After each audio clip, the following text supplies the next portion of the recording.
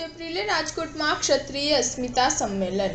રાજ્યભરમાંથી 500થી વધુ લક્ઝરી બસો, 1000થી વધુ ગાડીઓમાં લાખો રાજપૂતો પહોંચશે। ઘર્ષણમાં ન ઉતરવા સૂચના। લોકસભાની ચૂંટણીના રાજકોટના ભાજપના ઉમેદવાર પરસોત્તમ રૂપાલાની ટિકિટ પરત ખેંચવાની માંગને લઈને ક્ષત્રિય સમાજ દ્વારા 14 એપ્રિલના રોજ રવિવારે રાજકોટ નજીક આવેલા રતનપર પાસે ક્ષત્રિય અસ્મિતા સંમેલનનું આયોજન કરવામાં આવ્યું છે, જેમાં રાજ્યના વિવિધ શહેરોમાંથી મોટી સંખ્યામાં ક્ષત્રિય ભાઈઓ અને બહેનો હાજર થવાના છે।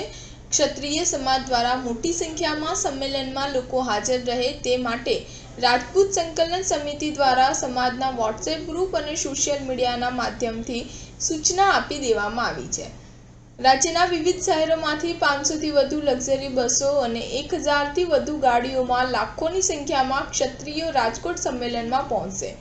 અમદાવાદના વિવિધ વિસ્તારોમાંથી 30થી વધુ લક્ઝરી બસો અને 100થી વધુ ગાડીઓમાં લોકો રાજકોટ ખાતે પહોંચશે।